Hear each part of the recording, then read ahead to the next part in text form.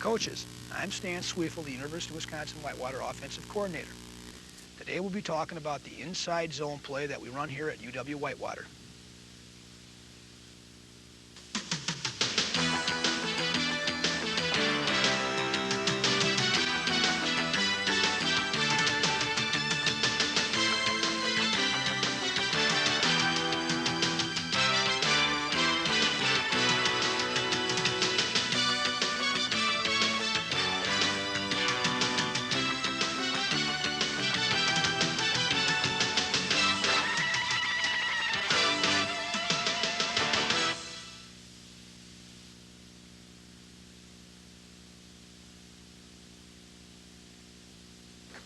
First of all, one of the most important things we think about inside zone is how the linemen depart the line of scrimmage. On the board, I can show you that.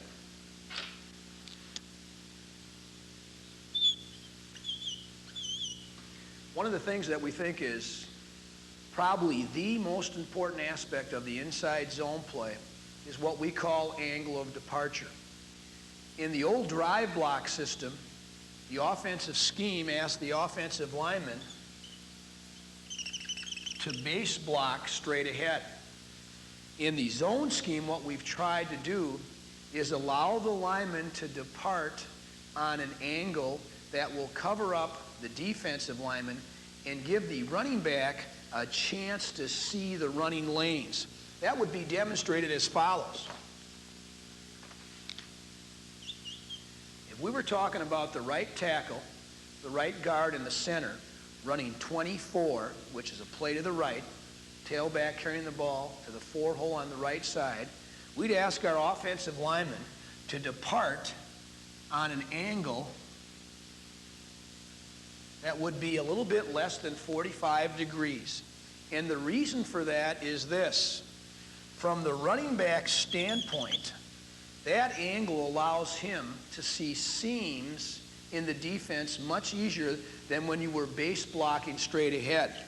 What it also allows the offensive lineman to do, coaches, is to gain an angle in covering up the defensive lineman. For example, if the right tackle had a block of 5 technique, what we would do in our drop step that we previously discussed is that the lineman loses a little ground with his right foot to gain an angle to cover up the technique that's being played on him, thus allowing him to widen the 5 technique, or if the 5 technique doesn't widen, to actually reach him. And of course, we all know that the 5 technique is being taught defensively, not to be reached. So that's the first thing that has to be understood, in blocking the inside zone scheme. Along with that, coaches, if we were to look at the right tackle's feet, and that would be the right tackle's feet on departing, the drop step simply takes the right foot and drops it between 1 and 3 inches and puts it on that angle to overtake and be outside of the defensive lineman that is aligned on him. As we mentioned earlier, the offensive lineman really only has to know 2 rules.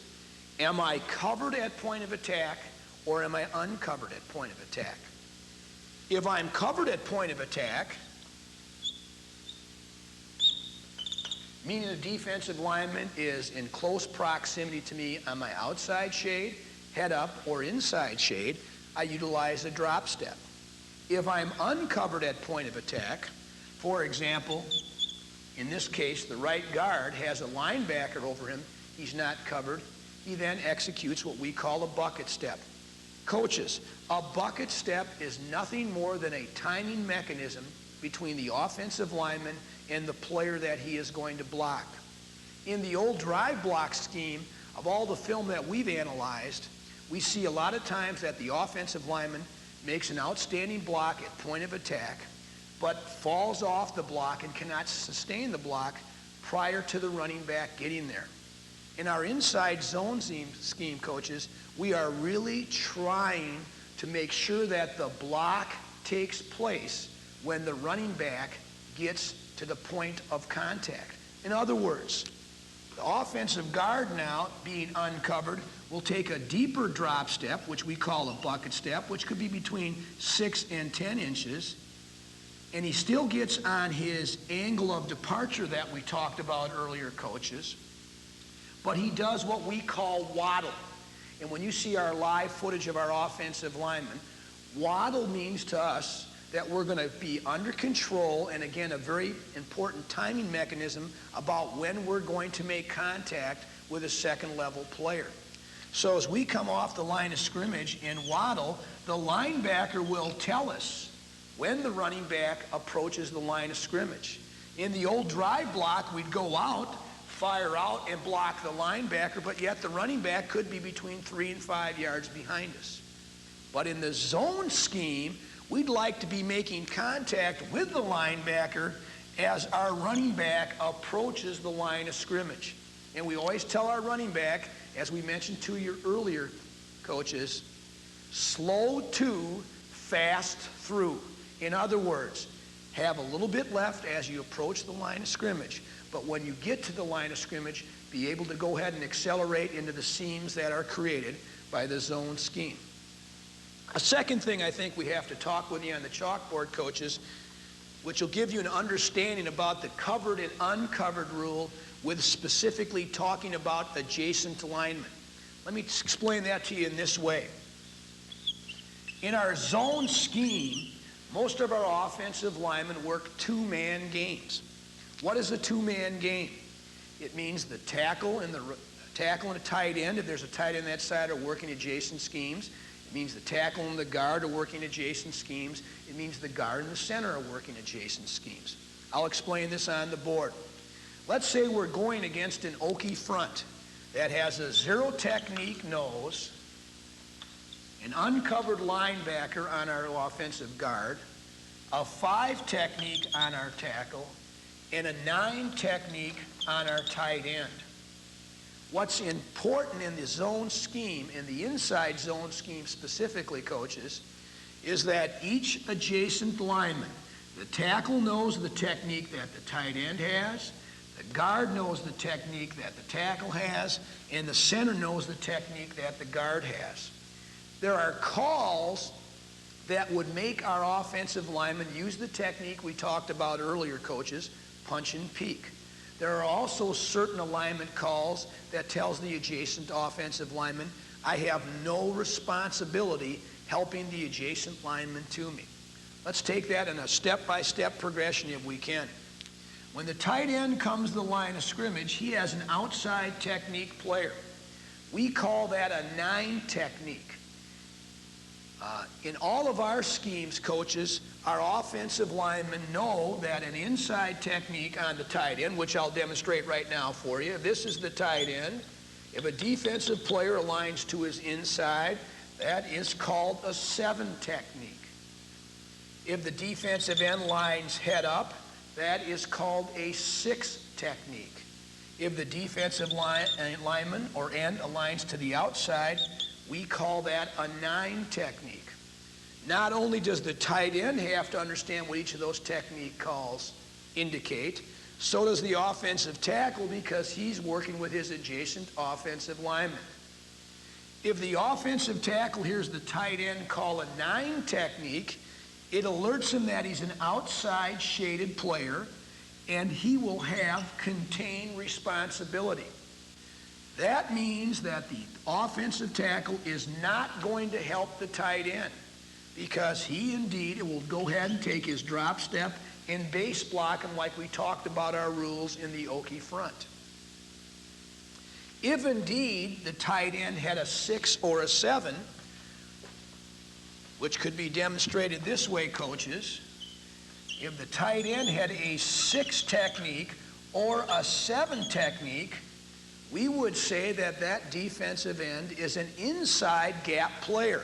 He's responsible for C gap.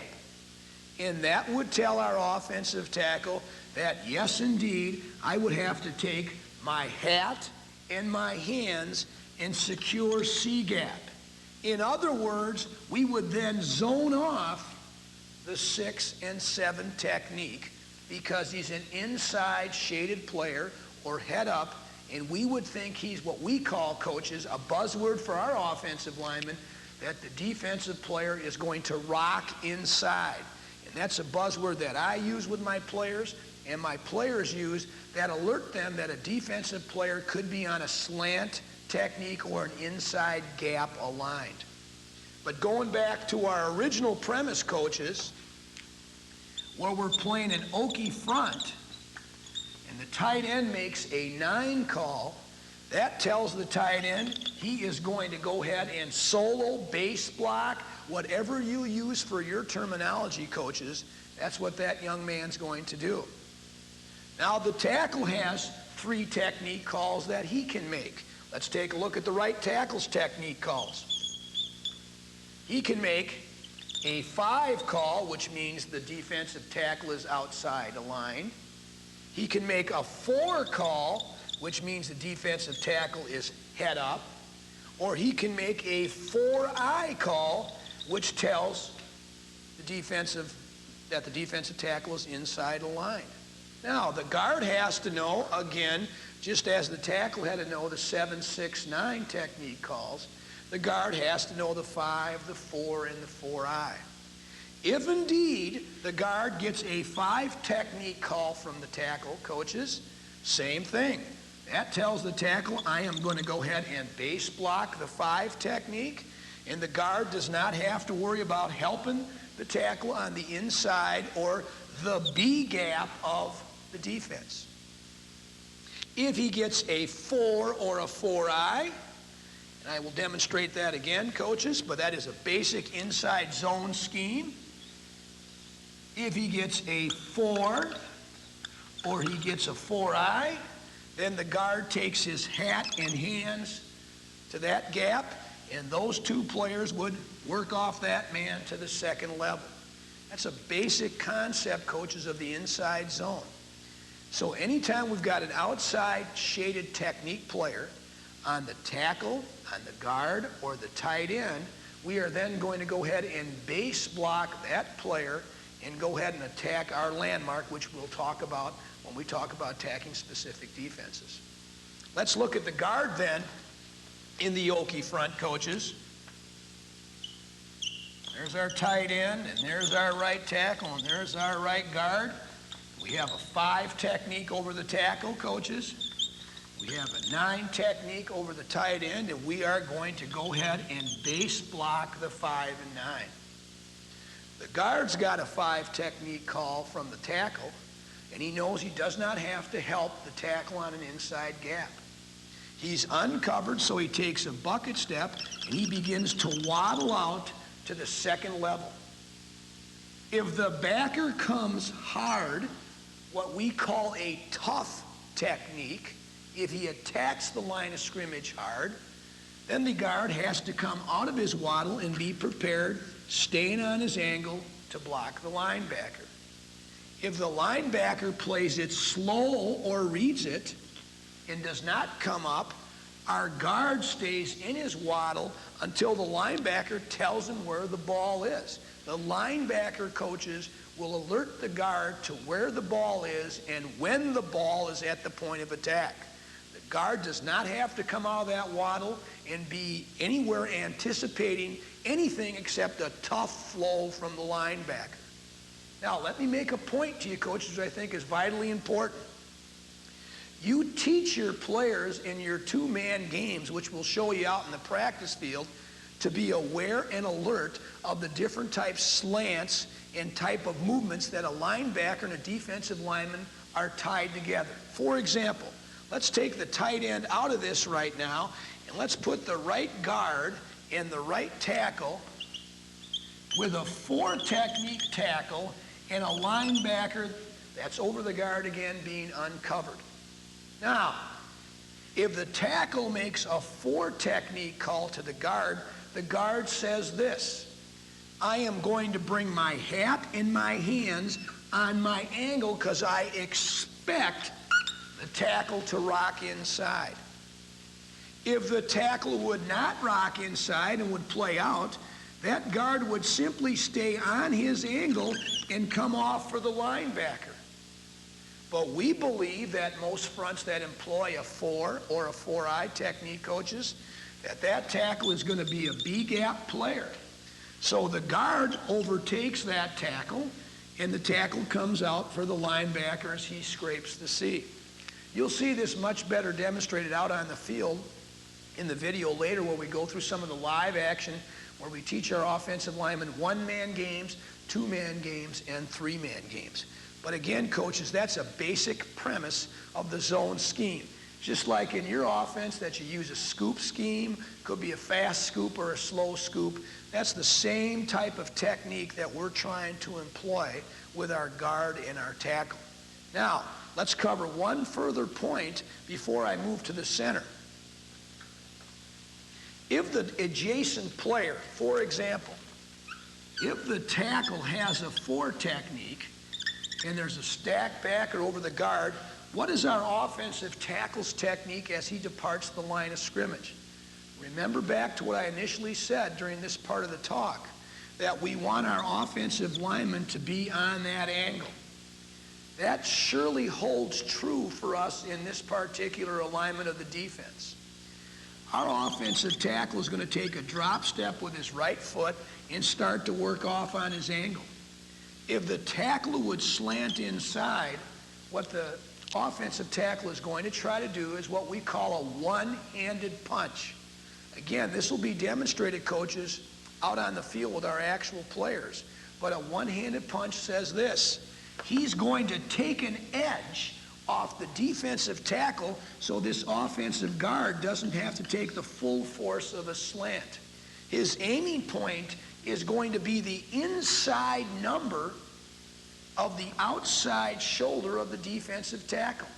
He is going to go ahead and drop step, and coaches, as he drop steps, he would go ahead and take a one-handed punch, and now his eyes would come off the down lineman to linebacker level, because what he's thinking, coaches, is this linebacker is going to scrape if the defensive lineman actually plays in.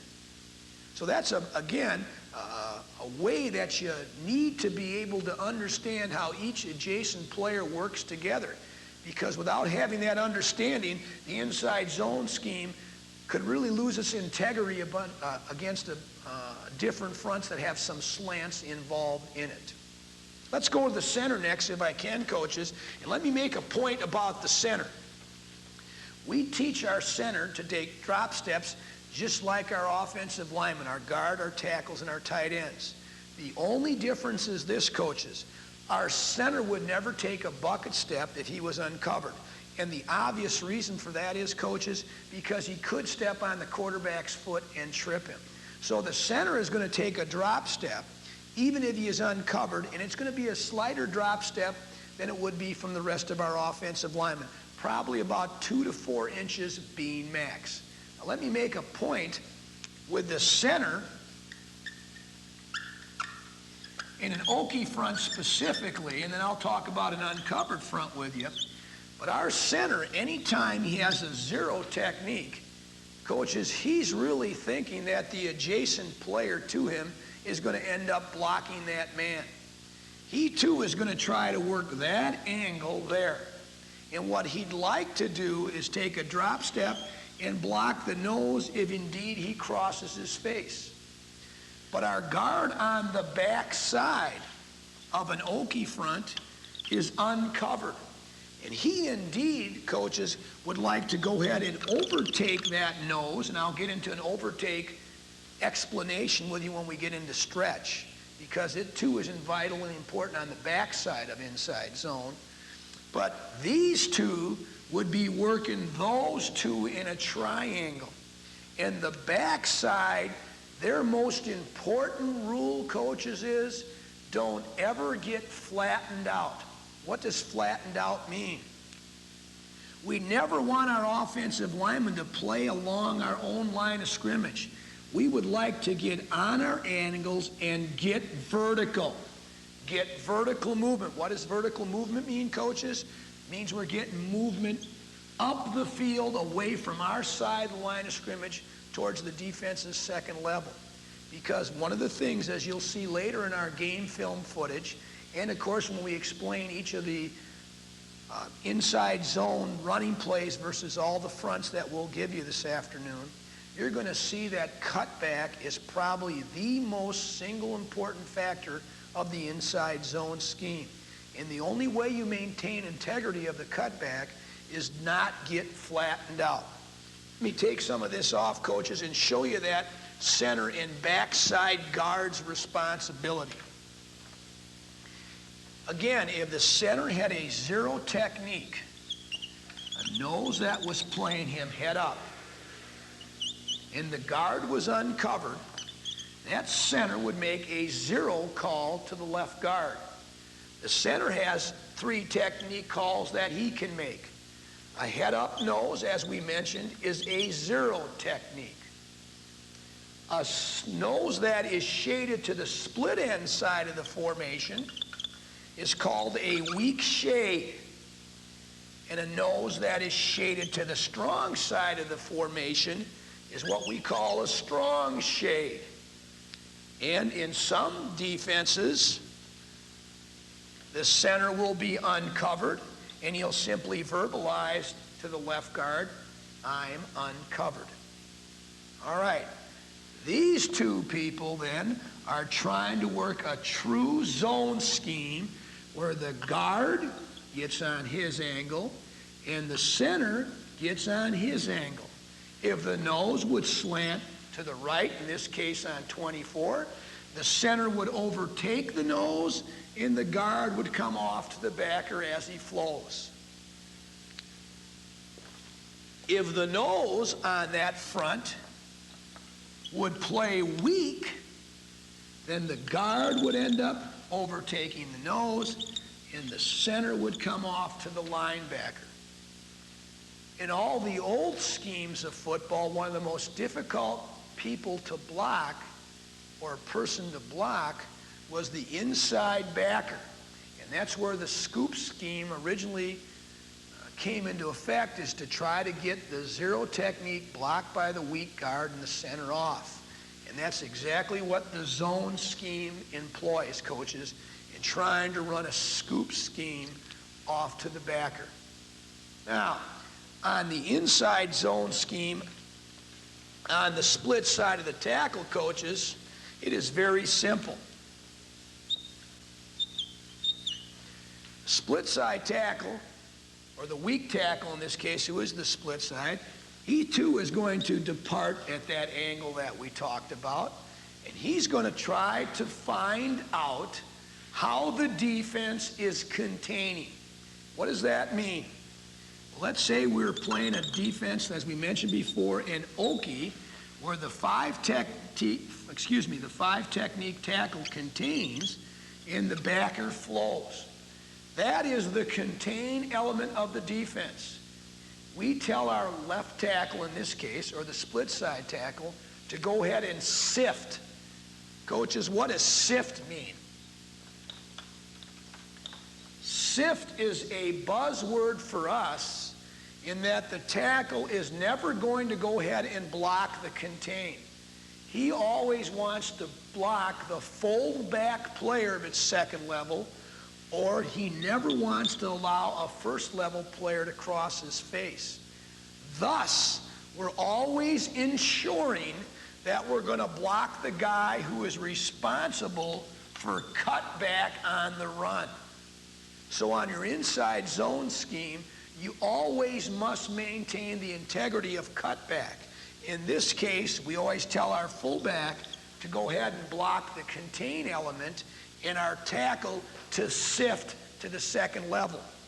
Coaches, you surely could give your tackle some help, because anytime he has a 5 technique, coaches, the 5 technique generally will be a contained player. But if he becomes a 4 head up or a 4-eye, an inside player, then he really has to understand that that tackle is probably going to slant to B gap, and he must cut him off. We will demonstrate that outside in what we call a backside rip. Backside rip is a technique we use in blocking the backside of inside zone, or even the front side of our stretch play, which we'll cover later for you. That's an idea, coaches, of the angle of departure and the technique calls that you have to make along the line of scrimmage. We will surely elaborate on all those points as we cover in detailed examination of all the point-by points that you make against each of the fronts will run the inside zone.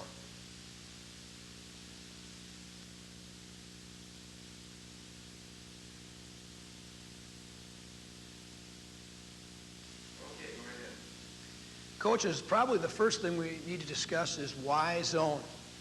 And one of the things that we really wanted to find in '94 was a way for us to be able to be simple to teach and learn, yet be able to pose some kind of complex formation motion to the defense. And in '94, when we started on zone, the first thing we felt was it's simple. Now, I must say to you, coaches, it's simple in that it's very few base running plays, very simple for your quarterback, your running back, your wide receivers, but it takes a great deal of coaching in the offensive line. And so one of the things that we thought when we went to the zone, let's get something that allows our skilled kids to play and puts our offensive linemen in a situation that once they learn the system, we can apply it to the multitude of fronts that we were seeing. The second thing, and probably the most important for me as the offensive line coach, I wanted something that our offensive linemen could play physical. One of the things when we first started running the zone was we found it allowed our offensive line to play very physical and very aggressive style of football. It gave us a chance for our offensive linemen and our team to have an identity as a strong, physical, aggressive offense. Almost the same demeanor and attitude that you'd like to have your defensive linemen have. The third thing, which we thought was as important as any of the other 2 points, coaches, it allowed us to be able to account for all the different defensive structures we were facing. In 1993, the year before we went to the zone, in an 11-game schedule, we saw 8 different styles of defensive play. In one game, 7 defensive structures alone, with a lot of multitude of attack fronts, slants, blitzes, those type of things that can really mix up and confuse an offensive scheme. We wanted something that after we've got the base package in, it would account for every defensive structure we faced. The zone answered that for us. Fourth, and has really kind of gone beyond our wildest dreams, coaches, we wanted to have a play-action pass that could deal into our offensive running game and allow us to have a high percentage of completions with a very, very low ratio of TDs to interceptions. In 1994, the first year we ran the zone, we threw 19 touchdown passes with 8 interceptions, the best ratio in our school's history. In the previous year we just completed, coaches, in 1997, we threw 24 touchdown passes with 4 interceptions. That kind of ratio with the great play-action pass tie-in, which still allow your offensive linemen to be aggressive, has been outstanding for us. And the fifth, and probably the one that would tie in, I think, most at the high school level and small college level is, we believe we can find the personnel to run the zone offense. We believe you can find the people that will allow you to successfully fit them into what the zone offense needs to be successful.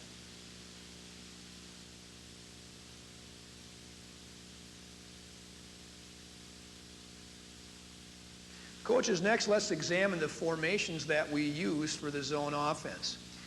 Let me say this at this time.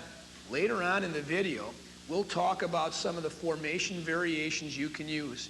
And coaches, that is only limited by your imagination. You can use tight end trade, flanker motion.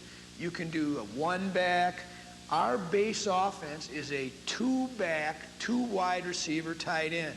And one of the things that we enjoy about that and find very good for us is It is very simple. We teach the base and repetition the base so our kids know all the variations off the base before we expand to our one back and some of the other things you can do. Our first base set we call King. You could call it anything you want.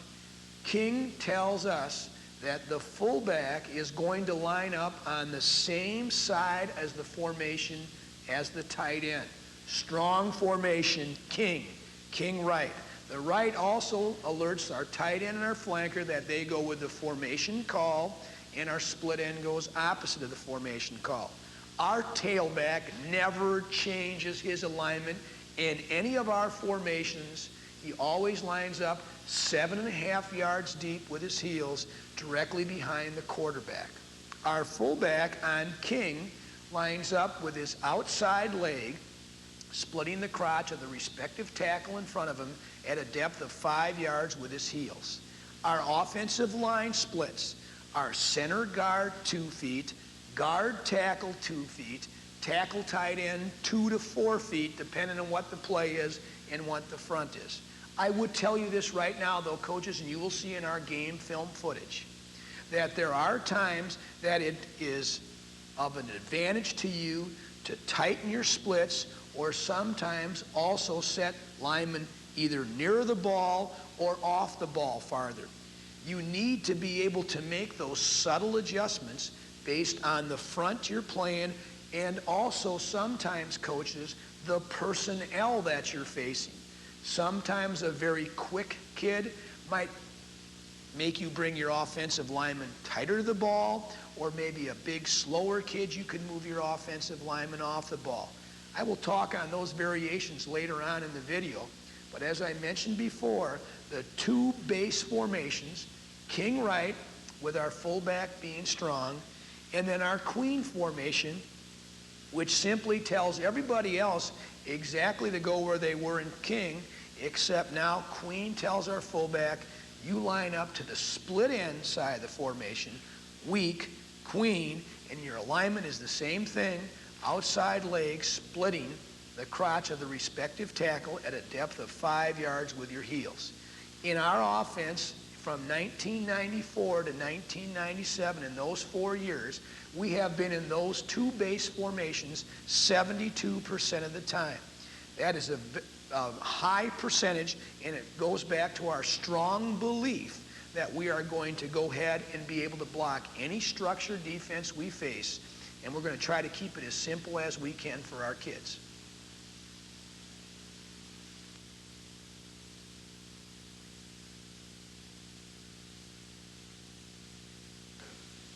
Coaches, one of the first things we have to do is look at the basic terminology that we use in zone. I always strongly suggest that you have coaching buzzwords that will allow your players to cue on 1 or 2 or 3 words that will allow them to have some thought processes about what is going on. In the heat of a game, I'm able to say maybe 1 or 2 words that allow the athlete to cue in not only what the defense is doing, but what his job is supposed to be doing to react to that defensive player. We must have had about 150 high schools come and visit us the first 2 years that we used the zone.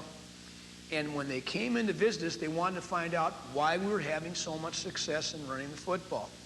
One of the base concepts that must be employed in the zone offense is what we call the drop step. And I think it's very important at this time, coaches, to not only explain what the drop step is, but also explain what it isn't.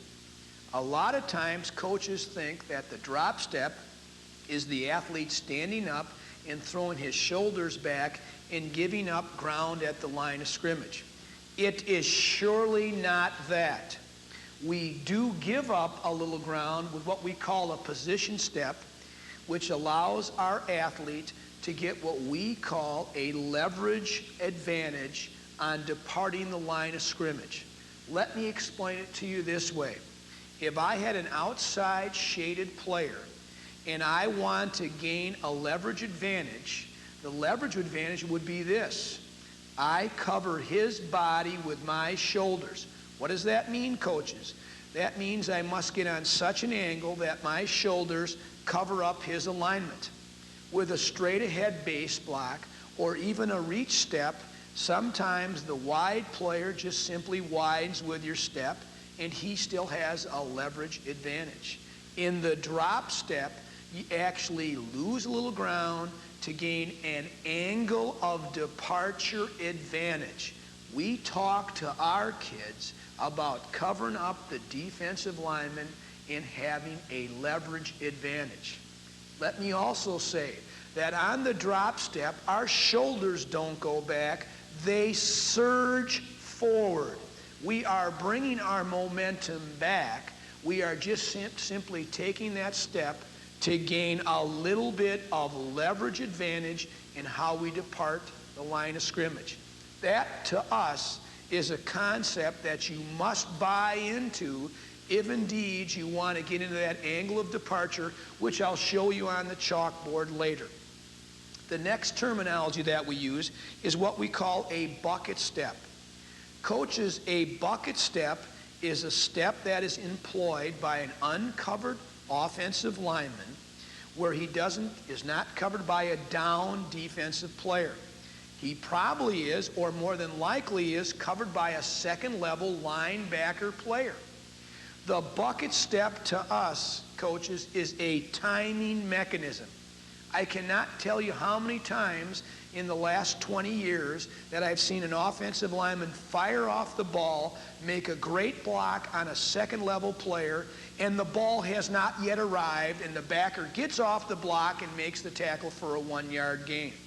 In the zone concept, the bucket step is simply a deeper drop step, sometimes between 4 to 8 inches, maybe if he's a longer-legged kid, 6 to 10 inches, and it's a timing mechanism that disallows him from getting to the linebacker level too soon.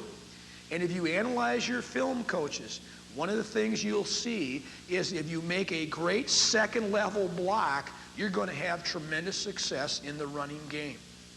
Another term that we use that is real important for our offensive linemen to understand is what we call a punch and a peek. What is a punch and a peek? It's a lineman, or maybe 2 linemen, blocking a down defensive player with either 2 hands or 1 hand, or a combination of 3 hands or 4 hands by 2 offensive linemen, and both of their eyes on a second-level player.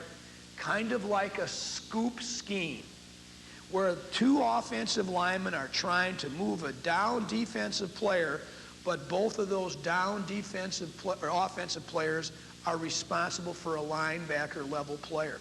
That's punch and peek. I will show you those on the field with our players, plus in our actual schemes when we talk about schemes.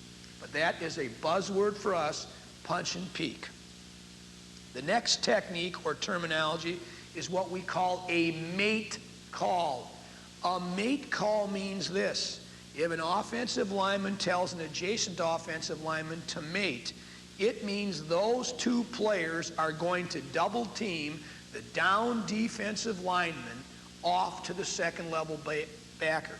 It's kind of like the punch and peek, but the mate is a more aggressive double team along the line of scrimmage.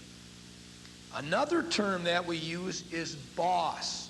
And boss is a terminology that we actually developed in '96 in a way that allows our offensive linemen to wrong step off the line of scrimmage.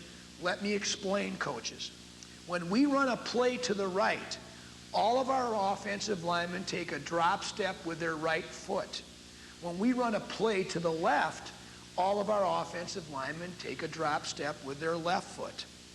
When we have a defensive alignment that is conducive to an actual double team on the front, we make a boss call. What does a boss call mean, coaches?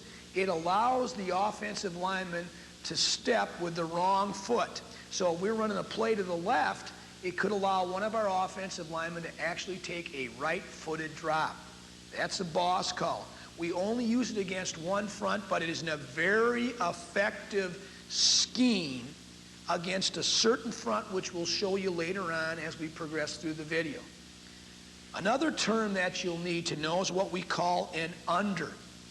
An under is a terminology we use on the back side of an inside zone play. Under allows us to be able to use a slip block technique or speed scoop, if those are the terms that you use, to allow us to not get flattened out along the line of scrimmage, but yet get one of our offensive linemen off to a second level player. And the final term that you'll hear us use frequently in our inside zone scheme is what we call overhang. And overhang, coaches, refers to the person that the fullback is responsible to block on inside zone and stretch. And that overhang sometimes could be outside the tackle aligned in an invert position, and sometimes could be low on the line of scrimmage. We'll demonstrate both those alignments when we actually get into blocking the plays versus the certain different defensive structures that we face.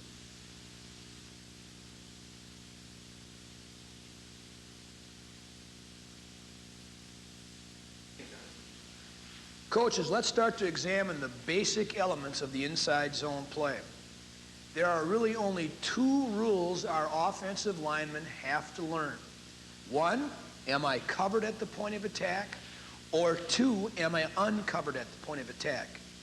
Either one of those defensive alignments will create a certain way in which the offensive lineman departs the line of scrimmage and the technique he will use in blocking that structure.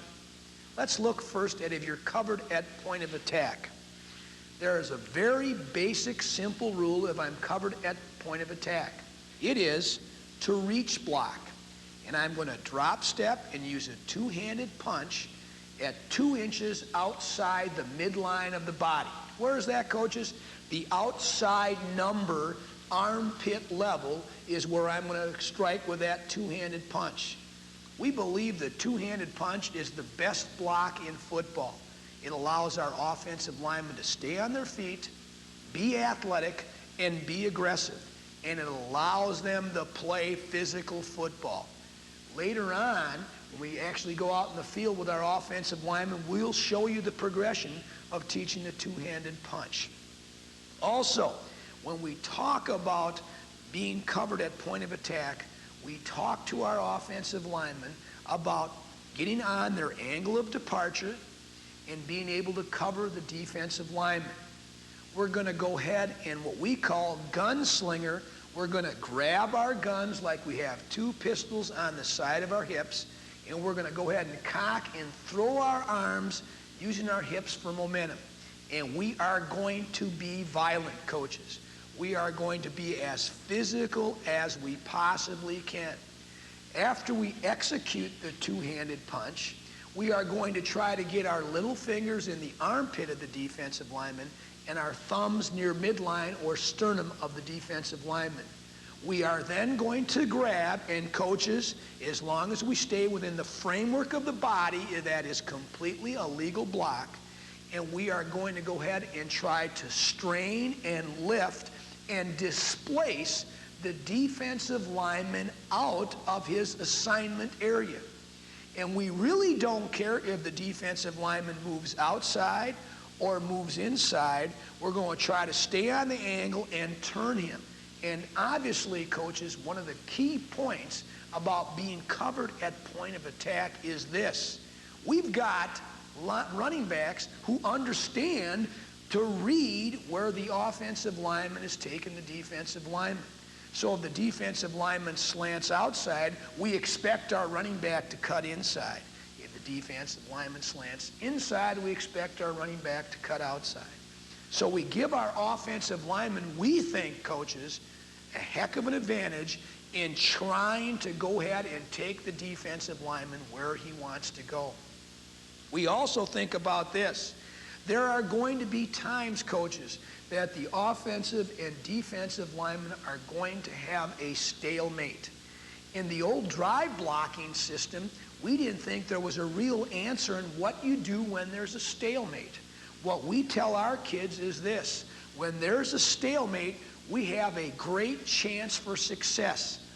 Widen your base, activate your feet, and when the defensive lineman and or linebacker try to get off the block to make the tackle, that's when you finish the block. And one of the key points, coaches, in the zone blocking scheme is finish. We talk to our offensive linemen that finish is about 90% of the block. What does that mean, coaches? That means that when it comes to the point of the block where the defensive lineman is going to escape and make the tackle, you don't quit. You widen your base, you activate your feet, and you try to get on that. We talk about twisting and turning the body of the defensive lineman or linebacker as much as we possibly can. But we tell them it's kind of like a fight at that time. It's kind of like the end, and now we're going to see who's actually going to win that battle. And if you look back at your film, coaches, if you on the offensive line can win stalemates, your chances for success really go up. You have a better percentage of first down, second down, or third down runs where your running back can cut off those stalemates. Now, we'll show you how we teach that two-handed punch, as I mentioned before, out in the field, so you'll get a feel for that. But to me, a lot of it is just pure, simple attitude that I will not lose the battle when the finish comes. Coaches, the second rule that our offensive linemen have to know is, am I uncovered at point of attack? What does uncovered at point of attack mean? I do not have a down defensive player on my inside, head up, or outside. I have a linebacker, what we call a second level player, somewhere between 3 to 5 yards at depth. The bucket step that we employ as an uncovered lineman simply means this. Remember, the drop step, which we've talked about, is a step that varies between 2 and 4 inches. It is a step that allows us to get an angle of departure and a leverage angle on our defensive lineman or linebacker. The bucket step simply tells our offensive lineman this: the person that you have to block is a little bit deeper. Don't get there too early. So you're going to take a bucket step, and I always tell our kids this: the deeper the linebacker is, the deeper the bucket step is. The tighter the linebacker is, the shallower the bucket step is. Now, along with our bucket step, coaches, we employ what we call a waddle. What's a waddle? Well, if you've seen a duck walk, that's what a waddle is. The feet are slightly turned out, the feet are flat on the ground, and the offensive lineman, as he goes out to block his second level player, keeps himself under control so he can react to quick movements, and keeps himself under control as a timing mechanism to when indeed he's going to block the linebacker. One of the things that an offensive lineman, when he's uncovered, must understand is the type of linebacker play he's getting. Is it tough, meaning the linebacker attacks immediately when the ball is handed to the tailback? He'll have to come out of his waddle faster. Is it slow, meaning the linebacker hangs back as long as he can before anticipating where the ball is going to be? Then he must stay in his waddle faster. Is it scrape, with a defensive lineman slanting to the inside? Later on in my chalk talk, I'll show you the technique that's employed there, but the offensive lineman then brings his hat and hands to the adjacent offensive lineman. So there is some coaching, obviously, coaches, about what he needs to expect from that linebacker, but the structure of the defense should be able to give him a good clue on how the linebacker is going to play. Another point, just as we mentioned earlier about covered at point of attack, we talk about making sure that our offensive linemen understand that the finish is surely more important than the start. So if indeed we get out there and we make contact with our second level player and he starts to escape, then all bets are off and we must do anything we possibly can to block that. The last point, which I think is a very valid point for an offensive lineman when he's uncovered, We tell our running backs that probably the best place to attack a defensive structure is in the bubble or crease of the defense. What does that mean, coaches? That means a point where the offensive lineman isn't covered. The defense has already given up X amount of yards, 3, 4, 5, 6. So most of the times if we play defenses that had bubbles, uncovered linemen, we're telling our running back he probably is going to go ahead and make a cut or a cut back towards the bubbles and creases in the defensive structure. So that really tells our offensive linemen that are uncovered, the ball will probably end up coming behind you in some form or fashion as the play is being run.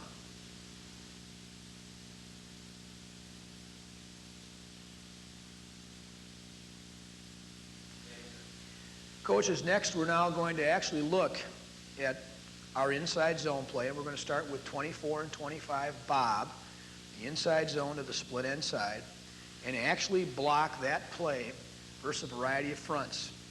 I'm going to try to cover every front that would give you the types of structures you could see at your level. I'll go against both a 50 and a 40 front and variations of each. There surely are not enough time to block every front that you could possibly see. But within the structure of the fronts that I'm showing you, the blocking schemes will be applied the same way to any front that you see. As I mentioned earlier in the tape, we think one of the beauties of our zone offense is its simplicity once you learn the scheme. Because whether it's an Okie or a strong eagle or a reduced or a 4-3, the actual techniques that the offensive linemen apply to all the same fronts the exact same way.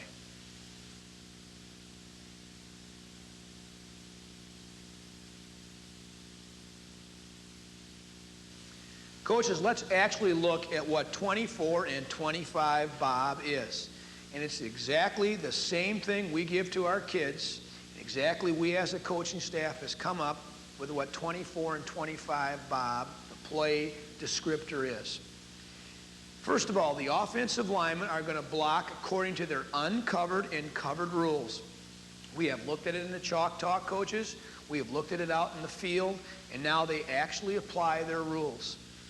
We tell our fullback, the Bob descriptor, back on backer.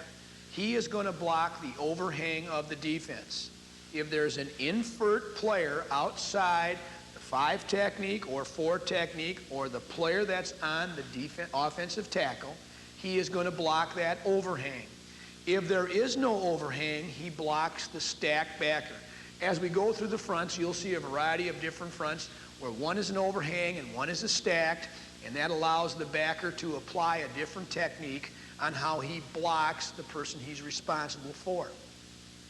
The Bob play is meant to look, as it starts, like a play to the perimeter on the split side of the formation. The reason the play starts that way, we would like to soften up, disallow the second level of either the stack backer or the overhang of putting immediate pressure on the Bob play. We tell our offensive running back, our tailback, this is what he is told in the Bob play. He is going to take the ball and start to chase the inside leg of the play side tackle. So if we're running 25 Bob, tailback to the 5 hole, he is going to chase the inside leg of the left tackle. And as I mentioned to you earlier in the video, coaches, we tell them this: slow to, fast through. Don't make a cut until you get your feet to the line of scrimmage. As he chases the inside leg of the play side tackle, coaches, he's going to read the first down lineman past the center. Coaching point: if the center has a 0 technique or a shade the way in which we're running the football, that is the first down lineman. If the center's uncovered, the first down lineman would be over the play side guard.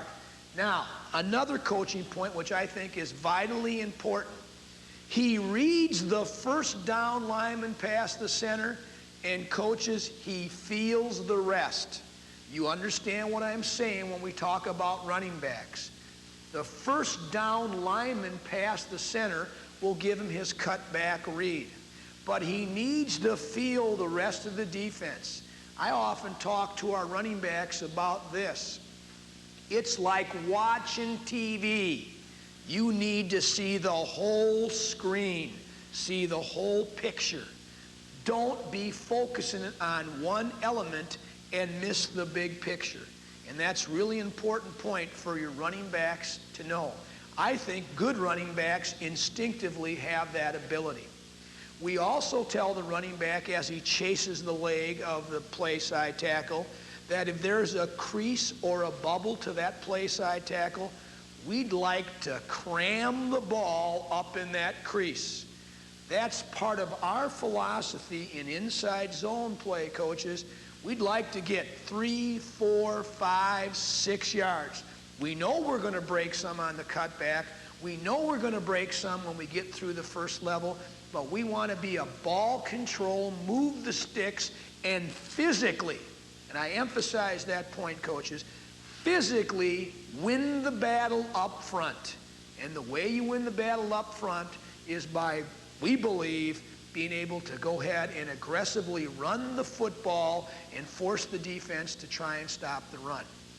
So the 24 and 25 bob play, offensive lineman, block uncovered or covered rules. Fullback, bob, the descriptor, back on backer. Tailback, chase the inside leg of the play side tackle, read the first down lineman past the center, and feel the rest. So that is our 24 and 25 bob play. And next we'll actually go ahead and look at the specifics of blocking different fronts.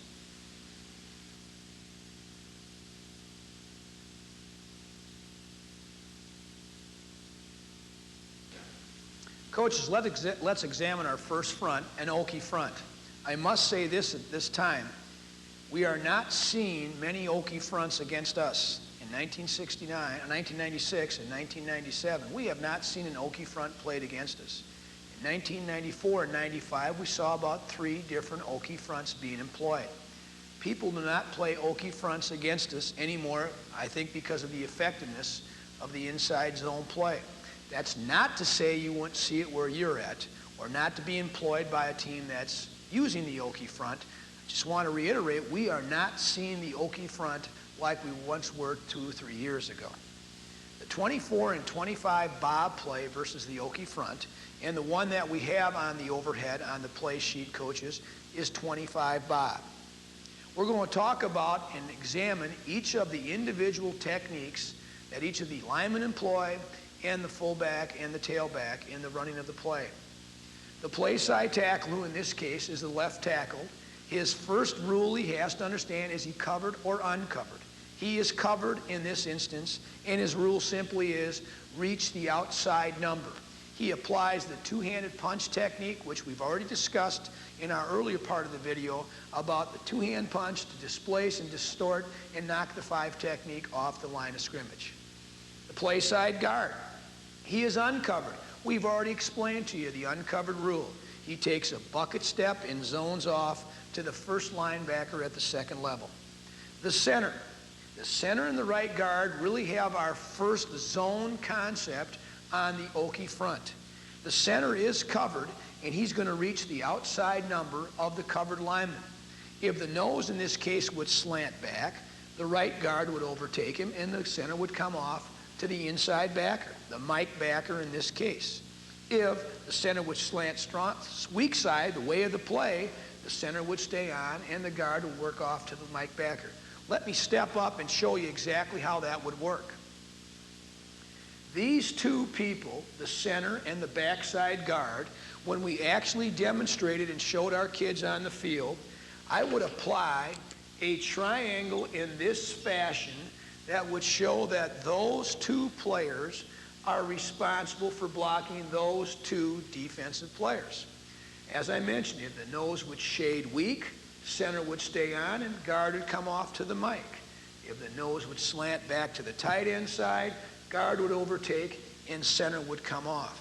Very important zone concept, as we earlier talked in our chalk talk about how we zone off that combination. Coaches, let me make a point about our right tackle and tight end on the bob play versus an Okie front.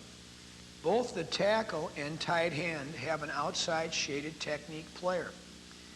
What their responsibility is to disallow the outside shaded player to cross their face.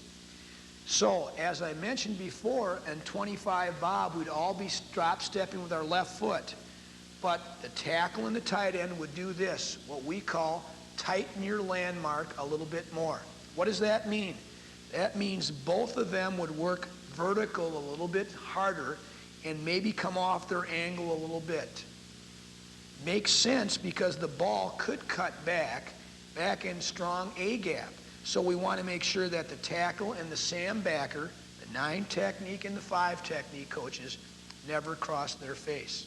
That's a coaching point on back side to the tight end and tackle side when we're running split end side, inside zone, the bob play. The fullback, whose heel's at 5 yards, reads if there's an overhang. Remember in bob, his first rule is there an overhang. In this case, yes, there is.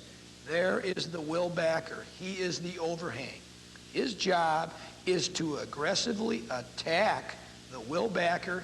And coaches, I'll give you our coaching point to the fullback. We tell him to blow the will backer up. Whatever you use in your terminology for an aggressive high block, that's what the fullback executes on the will backer. Now, this play, as we teach it, is called a stretch isolation play. Here's where the name comes from on the stretch isolation. As you read the tailback's rules, what we're talking about in the tailback is he's actually going to depart from his alignment like he's actually running the play outside on the perimeter. This should soften up this linebacker to disallow him to really attack the point of attack. Coaches, one of the things that the tailback has to understand in our bob play is this. As he goes ahead and approaches the line of scrimmage, we want the defense not to know whether it's inside zone or it's stretch. So when we tell the tailback he's going to open 1 yard deep and 3 yards outside of a ghost tight end. What does that mean, coaches? His step is like there's a tight end and he's going to have an aiming point that's 3 yards outside that ghost tight end. Coaches, significant point. As the linebackers look at the departure of the tailback, they're not quite sure, is it stretch, outside zone play, or is it bob, inside zone play? Thus, the backers cannot be overly aggressive on a downhill path. Thus, it allows us, as we say in our terminology, coaches, to soften up the second level as we enter the line of scrimmage with our tailback. His rules stay the same, coaches. He chases the inside leg of the play side tackle, and he reads the first down lineman past the center. There is the first down lineman past the center. If we were able to reach the nose, he'd cram the inside running lane. If the nose would beat the center across his face, he would then cut back behind the nose. Basic premise of inside zone running play.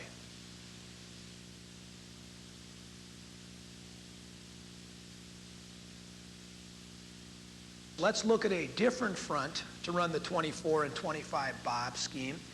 And again, coaches, let's not get caught up in the terminology. We call this front reduced. You might call the weak eagle package, you might call it an under. It really doesn't matter. I'll go to the board and show you what we mean by a reduced package here in a second, but let's look at how we attack what we call a reduced front in 24 and 25 bob. Coaches, a reduced front means to us that the defense has reduced on the split side and covered our split side tackle, our split side guard, and now the nose is shaded strong. There is no overhang of the defense. That overhang has become a stacked look. If I was to cover up the split side, the strong side is still Okie. Let me make a coaching point here. We believe what a wonderful deal for us in our zone, because these three guys already know their job because they're blocking Okie. Okie on that side is the same as reduced. Let's look at the play versus a reduced front. The 5 technique is covering our play side tackle. He blocks it the same way he did the last front, the Okie. He reaches for the outside number, he distorts and displaces. In the Okie front, the play side guard was uncovered. He is now covered. He reaches the outside number and tries to displace or distort. The center, and we need to make a real significant coaching point to you, coaches, on the center. The center has a strong side shaded nose, meaning he's away from the play. We tell the center, you really are uncovered. But we also tell the center, coaches, just like we did in the Okie, that his man between the guard and the center is the nose and the mic. Let me show it this way again to you, coaches. When I draw it up to my players, there's that same triangle back. Those two have those two. So we say this. You do a bucket progression on the shade. Take a little bit deeper drop step and work your eyes back and locate the linebacker. And if the linebacker stays back and holds back, and coaches, he does stay and hold back because of the cut back possibilities, we're going to go ahead and double team that nose until the Mike backer moves. What am I saying to you, coaches? You can get great movement on the strong side shaded nose because the Mike backer has to play cutback. Real important point in the inside zone play versus reduced. On the back side, coaches, 5 and 9. We've already explained it to you. Tighten your landmark and work vertical a little bit more for a cutoff block. Coaches, we do need to spend some time now talking about the fullback's block on 24 and 25 Bob when they're going against a reduced front. First of all, the fullback looks out and there is no overhang. He has no overhang to block. So he comes back and he knows his second rule tells him this, coaches. No overhang, block the stack linebacker. There it is, the stack linebacker. Now let me make a point which I think is an important success in the inside zone play. He still departs on the snap of the ball like it's going to be an outside technique play, outside zone. Why? It'll get the loo backer or the weak inside backer to go ahead and shuffle and not come up and aggressively attack the weak side A gap. Then, one of the first things we tell our fullback after he takes his step to soften up the linebacker, coaches, I think this is an excellent coaching point, tell the fullback, you got the ball. Run to the open daylight. When we first started to run this play, our fullback would run into the back of our offensive lineman. Well, that's not really what we desire in this play. But we told our fullback this, where's the linebacker going? He's going to where the green grass is. He's going to where our running back's going to run the ball. So fullback pretends you have the ball, find the open area, the green grass, and run up into that, and you better believe the inside linebacker will be there. Tailback, our rule, same as Okie. Step 1 yard outside of the ghost tight end, 3 yards width, chase the inside leg of the play side tackle, and the only difference now, coaches, would be this. He's going to read the 3 technique. He's the first down lineman past the center. Coaches, let me make a point to you. In Okie, we thought we're going to cram the ball behind our left tackle in the 5. On reduced, we think the ball is probably going to cut back into the weak side A gap. If the 3 and 5 technique player actually do their job, coaches, we believe that's going to be a cutback. Let me reiterate. The beauty, tackle tight end's job doesn't change. Really, they're just following their covered or uncovered rules in the bucket progression that you can work on the 2-man game on the nose and the mic allows you to get great movement on the nose. That's 24 and 25 bob versus a reduced front.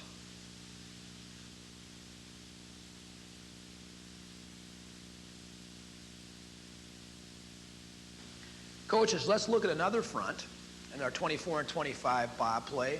Again, what we call a strong eagle, where the defense is eagled down on the tight end side and still playing the Okie look on the split end side. Let me say it this time again now, what I really love about the zone offense is we've already coached half our team on how to block the strong eagle front. On the split side of the formation, coaches, it's exactly the same as Okie. There's an overhang, fullback has the overhang. There's a 5 technique on the tackle, he applies his covered rule. The guard is uncovered, he applies his uncovered rule. So already in coaching, talking about way back to point 1, it's simple. We've already taught half our kids the same blocking scheme in 3 different fronts. I can think of no other reason more important than that and why zone is such a very successful attack in allowing your linemen to be aggressive. They know their responsibilities, they know what their technique is, and they are allowed to go ahead and use it on every front that they see. The first real change in strong eagle comes with the weak side shaded nose. I'll move to the board and discuss that change. On the weak side shaded nose, he is now play side. And all of you coaches know what a difficult block that is for your center. He's got to snap the ball and reach the weak side shaded nose. We say, center, covered, reach outside number. So the center is actually going to go ahead and try to reach block the nose. I know, as you know, coaches, that that's not going to happen many times. But I'm going to show you a beauty about the zone offense in a second. On the back side now, for the first time, our offensive guard is actually covered. He has a 3 technique. But let me make a point. If you're a backside guard and you're covered by an outside technique, you do what is called an under. We talked about our under in our chalk talk and also showed it to you out on the practice field. And under means he is actually going to take a drop step and do a one-hand punch on the 3 technique till the backside tackle overtakes the 3 technique. If you remember before on my earlier front, that's exactly how I present that scheme to our offensive line. The guard and the tackle are blocking the 3 technique and the Mike backer. Coaches, it's the exact same technique that the center and guard used on reduced. Point to be made. You can work 2-man games under all the way across your offensive line. You can have the left guard and center doing it. You can have the left guard and left tackle doing it. You can have the center and right guard, and so on and so forth. It allows you to go ahead and get maximum amount of repetitions in a very small period of time. The tackle, as I already said, is uncovered, and he makes a combination or an under call with the guard. The tight end now has a 7 technique, coaches. We have not seen an inside shaded player yet. What the tight end has to do is make a cutoff block. Coaches, from our discussion on the practice field, that cutoff block is probably going to be a backside rip. And that backside rip is going to be so the 7 technique cannot run and go ahead and negate us from making a cut back move with our tailback. All right, Now, the tailback coach says he does the same thing as he did in reduced and he did in Okie. He attacks the inside leg of the play side tackle, except now he reads the weak-sided shade of the nose. Now, this is important, coaches, because if the nose is any good, he'll probably beat the center across his face. But that's where our cutback angle comes in. We think if we get a good under, there's the lane that we ought to cut that ball back into, strong side A gap. So there's 24 and 25 Bob versus a strong eagle. Again, coaches, really only 2 people actually changing their blocking responsibility.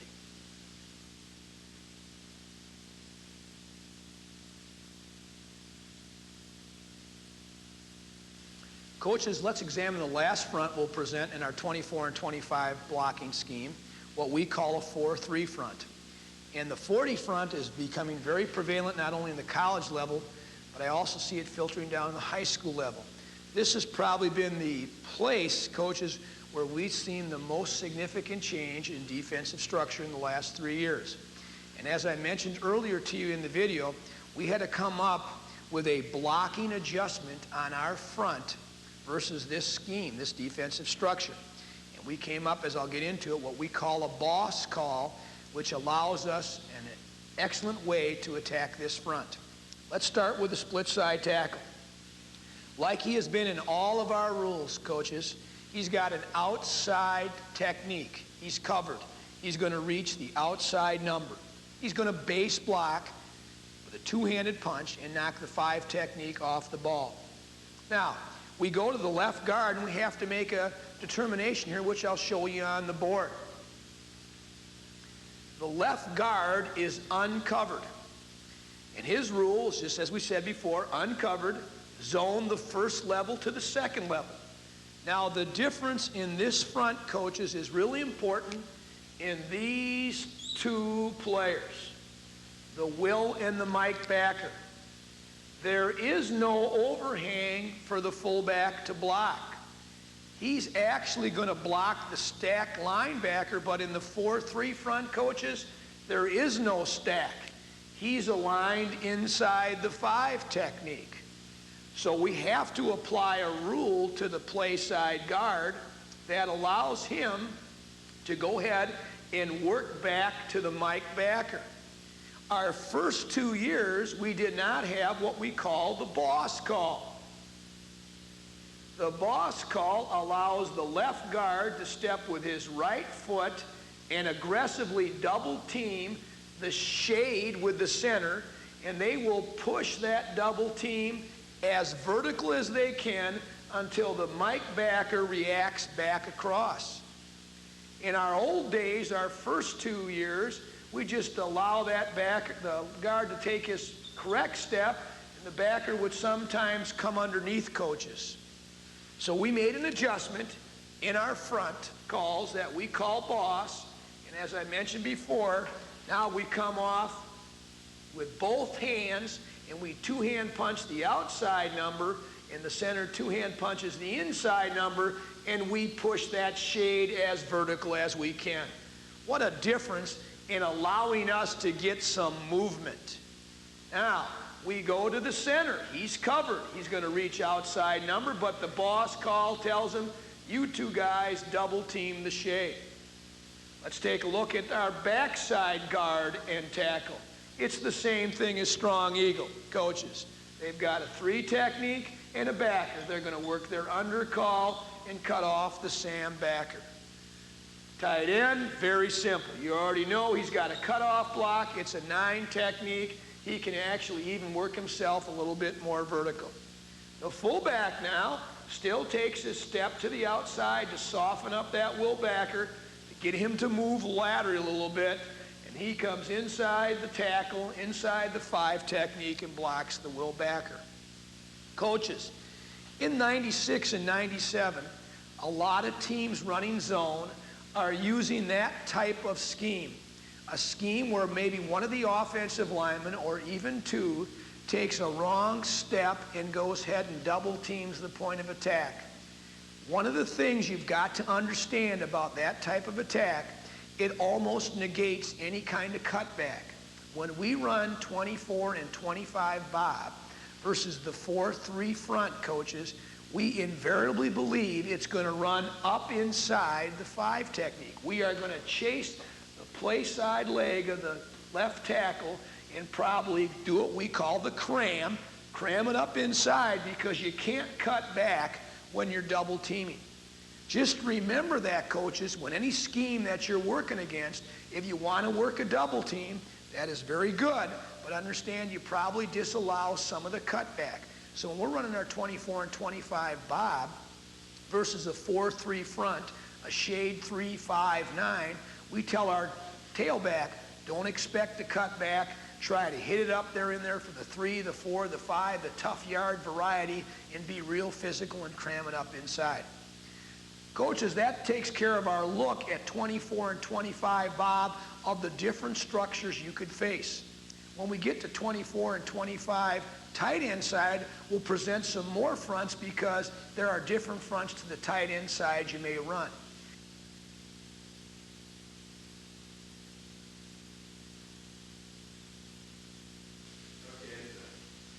Coaches, one additional way to run the 24 and 25 bob play is the scheme we employ, which we call 24 and 25 blade. It is a blocked exactly the same as 24 and 25 bob, with this difference. We take the fullback out of the game and replace him with a wide receiver. He can be moved into the slot, like twins on one side, pro on the other. You can move it with trips, 3 receivers to the split end side. You can do it with tight end trips, 3 wide receivers to the tight end side. But the concept, coaches, is this. I remove the fullback, place a receiver in the game, and the defense removes one of their second level players to cover that particular player. Now you don't have to block him with your fullback. He's blocked by alignment. That's 24 and 25 blade. Coaches, let me add one real important coaching point in 24 and 25 blade. When we run one back inside zone to the split end side, we have what is called a check with me principle. What does that mean, coaches? That means when we get in the huddle, the offensive player who brings the play in gives the quarterback 2 plays. One is an inside zone running play, and if the backer has removed himself, we run the inside zone.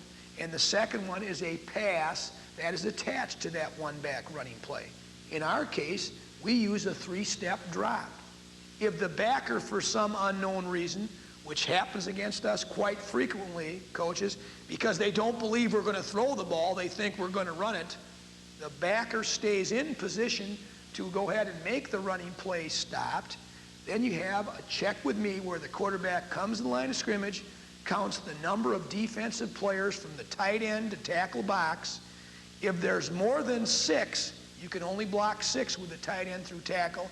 He then audibles to a pass. That has been our 24 and 25 blade play, has been an exciting way for us to get out of 2-back, spread the defense out, not only horizontally but vertically, and still have the ability to run the ball inside.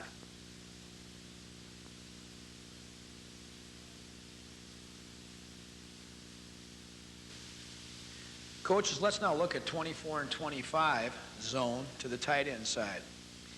One of the easy and simple things, again, about zone is, coaches, that 24 and 25 bob, our inside zone to the split end side. Now we run 24 and 25 to the tight end side, and the offensive lineman's rules remain the same. The first thing they do is block their uncovered or covered principles. The only difference between 24 and 25 bob results in the fullback's blocking scheme, and we are running the ball to the tight end side of the formation. Let me make some distinctions between 24 and 25 bob and 24 and 25 right now. The running back's landmark stays the same, chasing the inside leg of the play side tackle. The offensive lineman, as previously mentioned, block the uncovered or covered rules. But our inside zone play really is a little bit different in that it's kind of the running play that we have to set an attitude or a tempo. The inside zone running play of the split end side has a little bit more finesse involved in it. The inside zone of the tight end side is just simply, here we come, you stop us. This is what we're going to do, and this is how we're going to block it. And we always tell our kids during the course of a game that if things aren't going quite well as planned, we'd like to get back to 24 and 25 and let our people beat their people.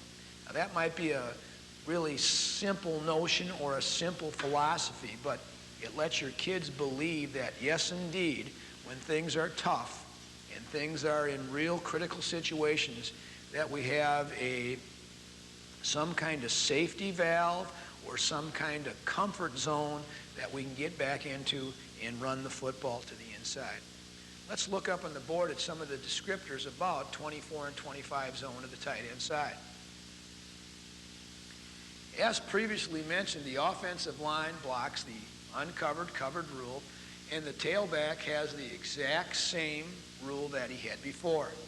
He's going to chase the inside leg of the play side tackle, and he's going to read the movement of the 3 technique or the 5 technique, and he's going to try to feel the rest. In our chalk talk, I'll talk about how the fullback blocks the end of the line of scrimmage. And also, as I talked about before, this is something we really believe in. We sell ourselves on this. This is our inside zone attitude run. What does it mean? We're going to be decisive. We're going to hit it. We're going to move the pile. We want movement on the first level.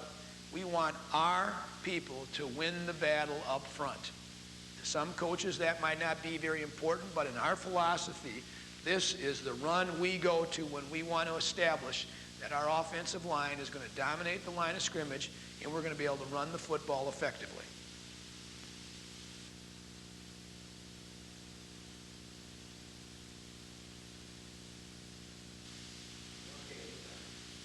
Coaches, let's look at the first front for 24 and 25 zone of the tight end side, the Okie front.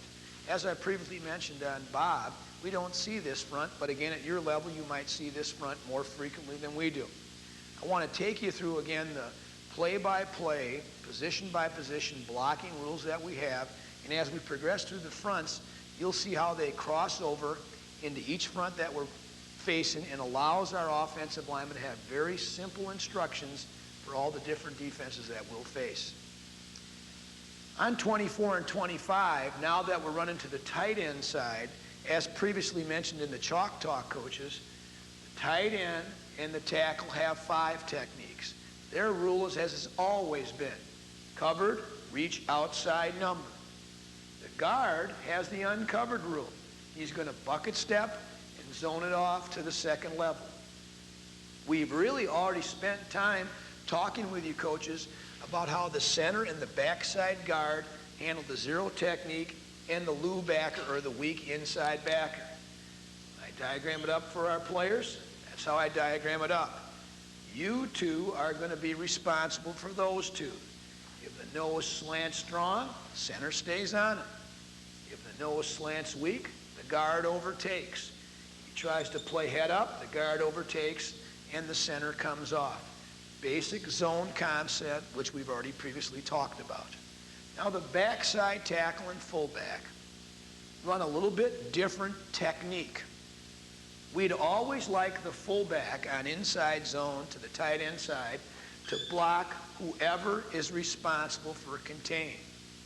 In the Okie front, 5 technique is a contain tackle. He would be blocked by the fullback.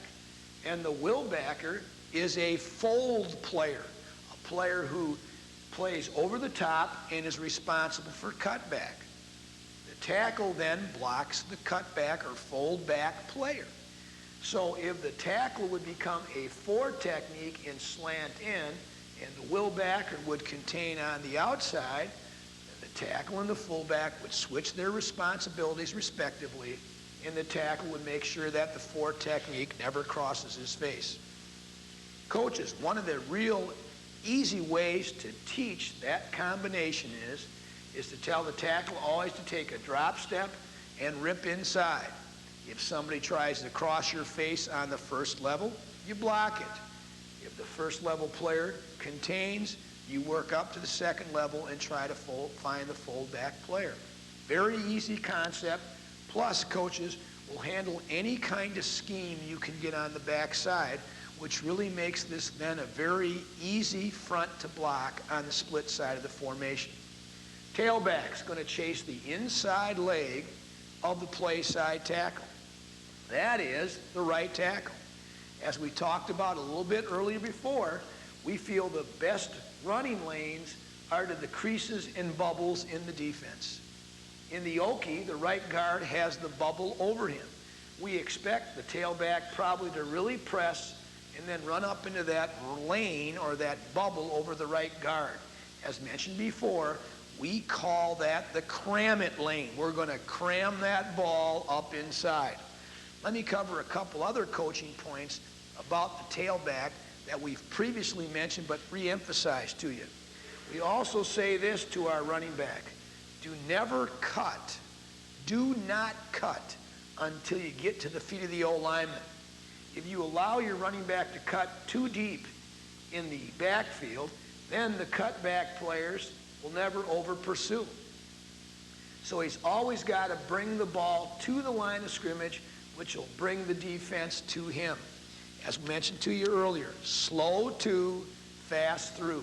Slow to the line of scrimmage, fast through the line of scrimmage. That's the 24 and 25 inside zone play to the tight end side versus Okie.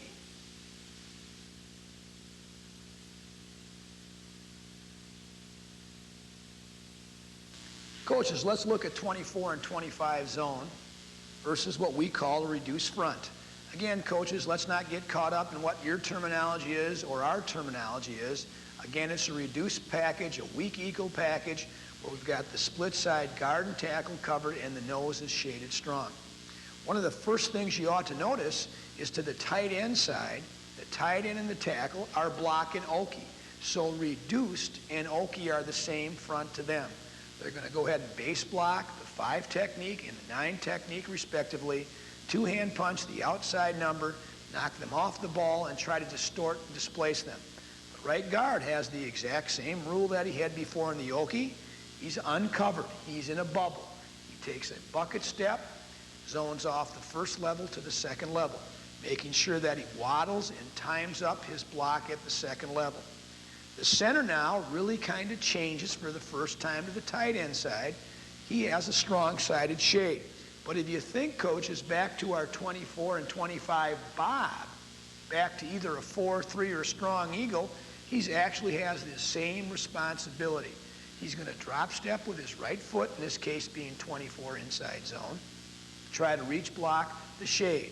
If the shade fights across his face and works them onto the outside, he simply latches on and tries to turn him outside. That then, of course, is going to allow our tailback to read the first down lineman past the center, which in this case is the nose. Now, I need to go up the board and show you what we do on the backside on a stack front, because we have a very specific call which allows us to execute a blocking scheme on the split side of the formation. On the split side of the formation, coaches, we have 2 outside technique players on our split side guard and split tackle with a stack backer. The backside guard, anytime he's got an outside technique and a stack backer, makes what we call an undercall. We've already discussed an undercall when we run 24 and 25 Bob. 24 and 25 Bob require a 2-man under. The difference in 24 and 25 zone to the tight end side, coaches, is it now is a 3-man game instead of a 2-man game.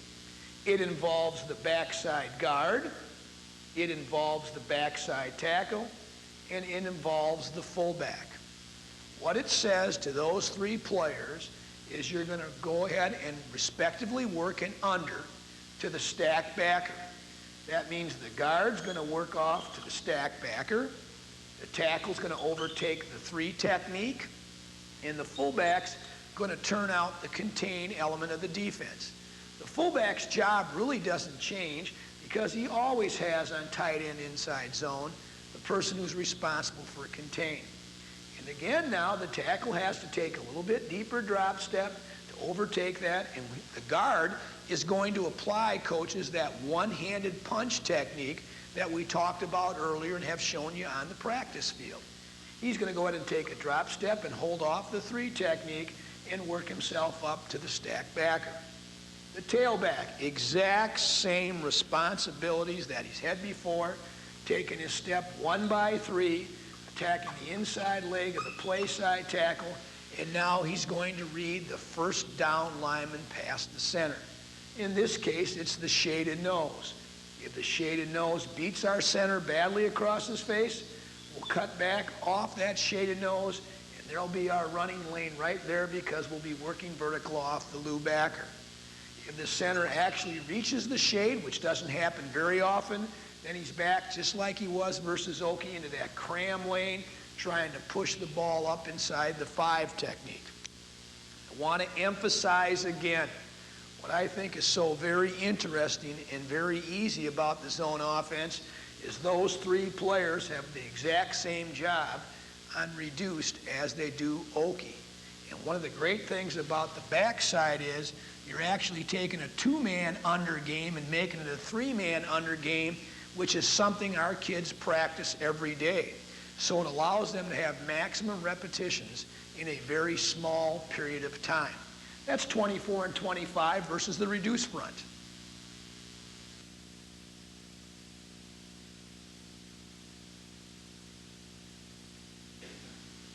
Coaches, let's look at our next front, which we call a strong eagle front, which again is a reduction front on the tight end side of the formation. This is one of the fronts that requires a specific call to block this front. It is different than the Okie and the reduced, and even the 4-3 and the 40 look because of a 3 technique and a 7 technique being played on the tight end side. I'm going to go to the board and explain the specific call that you have to employ against the strong eagle front. The problem, coaches, on the strong eagle front comes in this fashion. We have a 7 technique player and a 3 technique player. In the old chalk talk where we talked about the tackle would always help the tight end on a 7 technique, there's a problem. There's also a 3 technique playing in that gap. So there's really 2 players that are adjacent to the tackle. What is our answer in the zone offense to take care of that particular alignment? We make a very important call to understand, a hawk call. That ties into our nickname, and we've used that to establish something that the kids can understand and immediately have a buzzword. The hawk call tells this.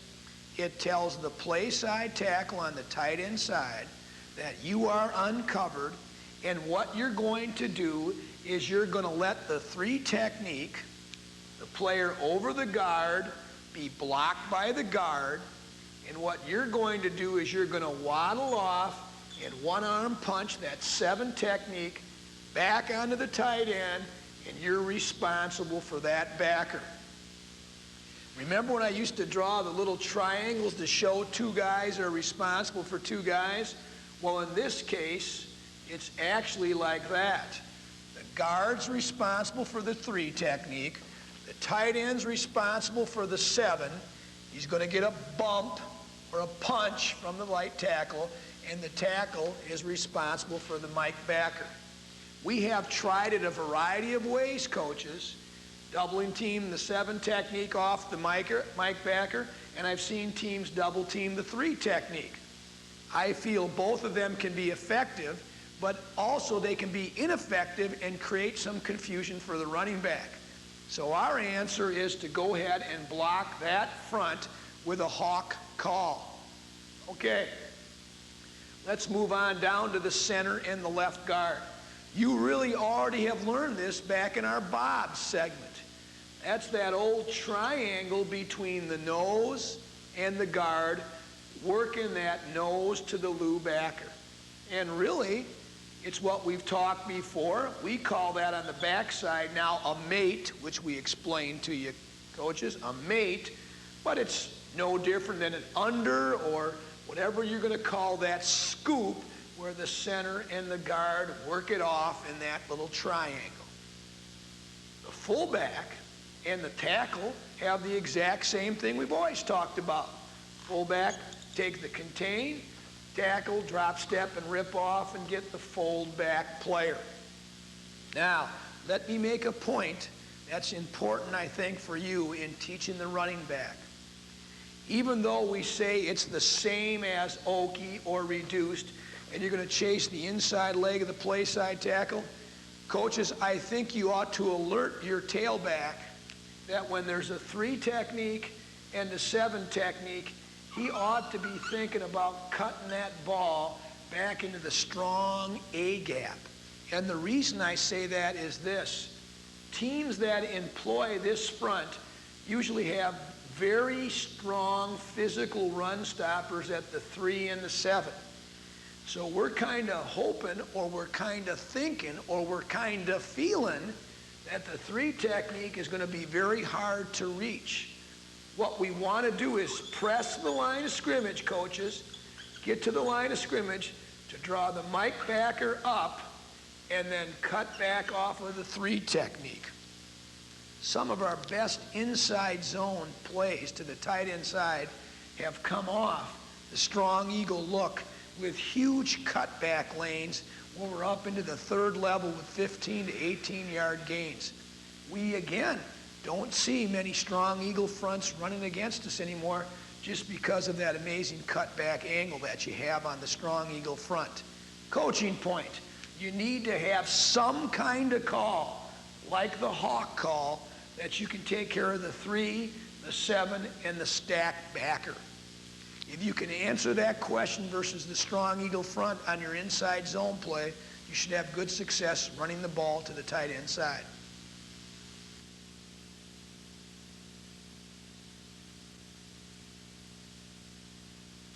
The last front we'll examine, coaches, in the inside zone to our tight end side is the 4-3 front.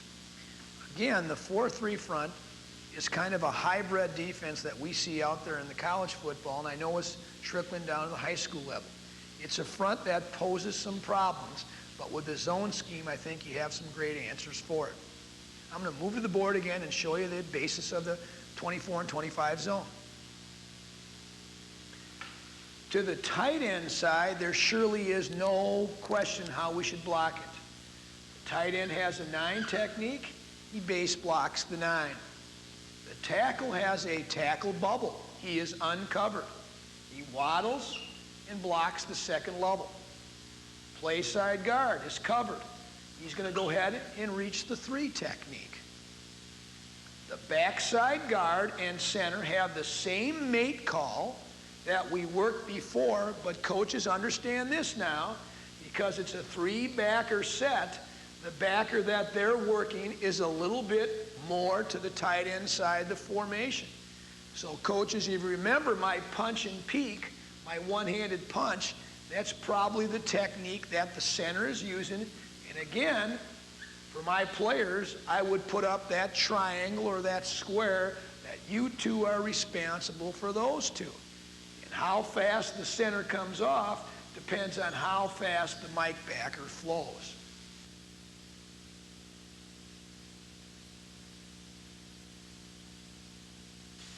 Coaches, let me add on 24 and 25 zone to the tight end side, you can employ the same strategy that we used on the 24 and 25 bob play out of 1 back.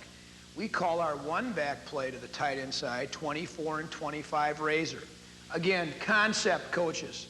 Concept is take the fullback out of the game and put him in a wide receiver position, either twins, trips, whatever you want to do, and make the defense deploy one of their 2nd level players to cover the 3rd wide receiver in the game, and now run 24 and 25 razor to the tight end side with the only thing you have to remember, coaches, concept, however you want to do it. Allow your tackle to understand that when 24 and 25 razor is called, if I'm the split end side tackle away from the play, I don't sift to the 2nd level anymore. I stay on because the fullback is not aligned in the backfield. A great way to, again, stretch the defense horizontally, possibly vertically, by formation and alignment. And again, I think the way to run 24 and 25 Razor would be attach a pass play, a check with me concept that allows the offense to go ahead and throw a pass if the defense doesn't cover the third wide receiver wherever you have them aligned. Again, coaches, one of the great things about zone, from tackle to tight end, the scheme doesn't change, and you can use a variety of formations and motions, tight end trades to confuse the defense and make them deploy their defenders in different positions, which gives you a benefit or a much greater advantage in running the football inside. Coaches, this concludes our look at 24 and 25 Bob and 24 and 25 zone to the tight end side, our inside zone schemes. This is covered in much greater detail in the book by Coach's Choice, as me as the author, Stan Zweifel. But also, if there's any questions that you'd ever have concerning the video, concerning anything in the book, feel free to call us at the University of Wisconsin Whitewater Football Office, and we'd be more than happy to try to answer any questions about zone. Good luck and keep zoning.